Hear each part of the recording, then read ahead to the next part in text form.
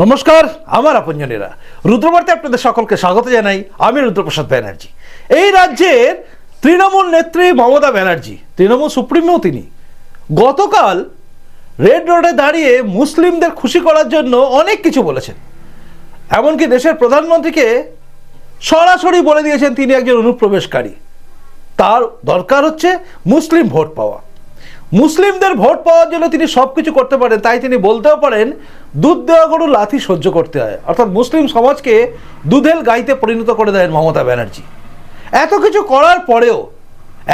করার পরেও যখন মুসলমানরা শুভেন্দু অধিকারীর হাত ধরে বিজেপিতে জয়েন করে না, তখন বুঝতে হয় তৃণমূলের দিন শেষ হয়ে গেছে। আসলে যে শুভেন্দু অধিকারীকে নন্দীগ্রামে আটকানোর জন্য অভিষেক ব্যানার্জি স্বয়ং, মানে ভাইপো স্বয়ং যাচ্ছে নন্দীগ্রামে এবং সেখানে গিয়ে নাকি লড়াই লড়বেন, সেখানে পবিত্র করকে দাঁড় করিয়ে দেওয়া হয়েছে শুভেন্দু অধিকারীর নাকি লেফট হ্যান্ড। যাই হোক, শুভেন্দু অধিকারীর বাম হাত হোক বা ডান হাতেই হোক, পবিত্র কর তৃণমূলে গিয়ে যোগদান করে এবং তৃণমূলে হয়ে তিনি নন্দীগ্রামে প্রার্থী হয়েছেন। এটাকে বিরাট বড় হাতিয়ার ভেবে নিয়েছে অভিষেক ব্যানার্জি এবং তার দলবল, মানে তৃণমূল আর কি, সর্বভারতীয় তৃণমূল কংগ্রেস। এই যেন সেই ছালনাই কুত্তার নাম তার বাঘা, এই টাইপের আর কি। সর্বভারতীয় কোনো অস্তিত্ব নেই, আঞ্চলিক একটা দল, কিন্তু নাম হচ্ছে সর্বভারতীয় দল। যাই হোক, নামে আর কি যায় আসে। তো ভাইপো যাচ্ছেন সেখানে গিয়ে নন্দীগ্রামে আটকাবেন শুভেন্দু অধিকারীকে, কিন্তু শুভেন্দু অধিকারীর গড়ে মানে নন্দীগ্রামে মুসলিমরা এবার যোগদান করছে বিজেপিতে, তাও আবার শুভেন্দু অধিকারীর হাত ধরে। দেখুন, থেকে তৃণমূল কংগ্রেসের কর্মী শেখ মহিদুল ইসলাম, শেখ আসাদুল, শেখ শাহজাহান, শেখ জানে আলম, সাইফুল খান এবং মাননীয়া স্বপ্নাথম, তারা পশ্চিমবঙ্গে কুশাসন, অপশাসন, অত্যাচার, চাকরি চুরি, কয়লা চুরি, বালি চুরি, গরু পাচার এবং নারী নির্যাতনের প্রতিবাদ জানিয়ে নরেন্দ্র মোদীজির নেতৃত্বে সকলের কল্যাণ, সকলের উপকার, সুশাসনের জন্য তারা আজকে ভারতীয় জনতা পার্টির পতাকা ধরছেন। আমাদের রাজ্য নেতৃত্ব, আরামবাগ সাংগঠনিক জেলার ইনচার্জ, নন্দীগ্রাম ১ পঞ্চায়েত সমিতির কৃষি কর্মাধ্যক্ষ সাহেব দাস এবং বিধানসভার কনভেনার অভিজিৎ মাইতি সাংগঠনিক প্রক্রিয়া অনুযায়ী এদেরকে পতাকা ধরিয়ে বিশ্বের সর্ববৃহৎ রাজনৈতিক দল ভারতীয় জনতা পার্টিতে যুক্ত করছে। বন্দে মাতরম, বিজেপি জিন্দাবাদ, মোদি জি জিন্দাবাদ, বন্দে মাতরম, বিজেপি জিন্দাবাদ, ভারত মাতা কি জয়।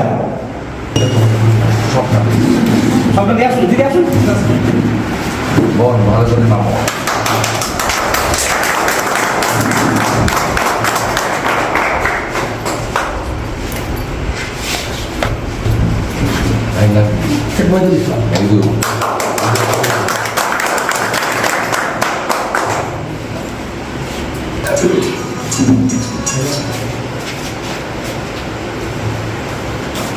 বিদেশ শুনেছ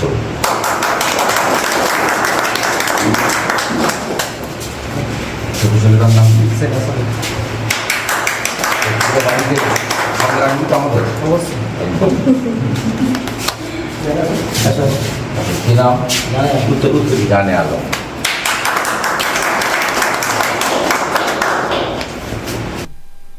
দেখলেন, এটা হচ্ছে নন্দীগ্রামের রেয়াপাড়াতে মুসলিমরা কিন্তু বিজেপিতে যোগদান করলেন শুভেন্দু অধিকারীর হাত ধরে।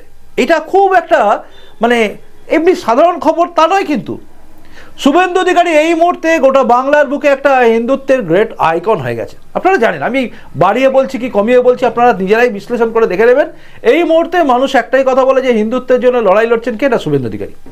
দেখুন, আমি আপনাদের প্রথম থেকে বলেছিলাম যে হিন্দুত্বের জন্য লড়াই লড়া তপন ঘোষ থেকে শুরু করে অনেককে আমি দেখেছি, কিন্তু তপন ঘোষ থেকে শুরু করে সবাই যেরকম একটা হিন্দুত্ববাদী সংগঠনের মধ্যে ছিলেন, কিন্তু রাজনৈতিক দলে দাঁড়িয়ে হিন্দুত্ববাদী হয়ে গলা ফাটানো বা হিন্দুদের জন্য লড়াই লড়া সামনে আসা, সেটা হচ্ছে শুভেন্দু অধিকারী। এটা আমি আপনাদের একদম শুরু থেকে দেখবেন আমরা বলে আসছি, কারণ আমার যেটা দেখে মনে হচ্ছে সেটা ঠিক। আর একটা কথা আমি আপনাদের পরিষ্কার বলেছি, আমার কোনো রাগ ডাক নেই। সবার আগে আমি ভারতবাসী, মানে ভারত দেশ হচ্ছে আমার সবার আগে, তারপরেই হচ্ছে আমার কাছে সনাতন ধর্ম, তারপরে অন্য কিছু আছে। তাই আমার ধর্ম, আমার দেশকে যারা ভালোবাসবে তারা আমার কাছে সবচেয়ে আগে গ্রহণযোগ্য। তো দেশের মধ্যে জাতীয় দল বিজেপি রয়েছে, ঠিক সেইভাবে কিন্তু এই রাজ্যে সনাতন ধর্মের জন্য সবচেয়ে বেশি মুখ খুলেছেন, সবচেয়ে বেশি এগিয়ে যাচ্ছেন, সবচেয়ে বেশি লড়াই লড়ছেন কিন্তু শুভেন্দু অধিকারী। তাই সেই শুভেন্দু অধিকারীর হাত ধরে যখন মুসলিমরা যোগদান করে বিজেপিতে, তখন প্রশ্ন উঠে যায় যে তৃণমূল কংগ্রেস কি আর আটকাতে পারছে না? তাদের এই যে মেকি ধর্ম নিরপেক্ষতা, দেখুন আমি আপনাদের সবসময় একটা কথা বলি, আমারও বহু পরিচিত মুসলিম বন্ধু আছে, আমার জানাশোনা পাড়ায় সব কিছু আছে, কিন্তু তাদেরকে আমি কখনোই আমার ফেজ টুপি পরে তাদেরকে বলতে হয় না যে আমি তোমার ধর্মকে ভালোবাসি, বলতে হয় না। সনাতন ধর্ম শেখায় সব ধর্মকে শ্রদ্ধা করা, আমার ধর্ম আমাকে এটা শেখায়। তো আমাকে তার জন্য নিজের ধর্ম চেঞ্জ করে, নিজের বেশভূষা চেঞ্জ করে, অন্যের মতো নকল করে করার কোনো দরকার নেই। আর সবাই জানে নকল করলে সেটা কখনো সত্যি হয় না। মুসলিমরাও জানেন, তারা দেখছেন যে কি কাণ্ড ঘটছে। নরেন্দ্র মোদী নামে এত কথা বলেন মমতা ব্যানার্জি, কিন্তু বকটুই কাণ্ডে মুসলমানকে পুড়িয়ে দেয় তৃণমূল, তাই না? এবং চারিদিকে আপনি যদি দেখেন জেলখানায় কারা বসে আছে, তারা দেখবেন ম্যাক্সিমাম দেখবেন মুসলিম লোক। কেন? তার কারণকে তাদেরকে ইউজ করা হয়। তো সেটা তারা আস্তে আস্তে বুঝতে পারছেন, এবং বুঝতে পারছেন বলেই তারা দেখছেন যে মমতা বন্দ্যোপাধ্যায় যা বলেন আর যা বাস্তবে ঘটে দুটোর মধ্যে ফার ডিফারেন্স। আমি আপনাদের সামনে একদম দৃষ্টান্ত তুলে দিচ্ছি কেন মুসলিমরা এবার তৃণমূল ছেড়ে অন্যান্য দলে চলে যাচ্ছে। দেখুন, বিজেপিতে যারা গেছেন তারা সবাই কি বিজেপিতে চলে যাবেন একথা আমি যাচ্ছি না, তবে শেষে আমি বলছি। কিন্তু এই যে চলে যাওয়ার পেছনে কারণ কি? তার কারণ হচ্ছে তৃণমূলকে ভরসা বা মমতা ব্যানার্জিকে ভরসা করে মুসলিমরা বারবার ঠকেছে। দেখুন, এই মুয়াজ্জেমদের কিছু টাকা দিচ্ছে বা ইমামদের ভাতা দিচ্ছে, এটা ব্যাপারটা আলাদা, কিন্তু বাকি যারা মুসলিম, পুরো মুসলিম যারা আছেন, তাদেরকে বারবার ঠকানো হয়েছে। আমি একদম আপনাদের প্রমাণ দিয়ে দিচ্ছি।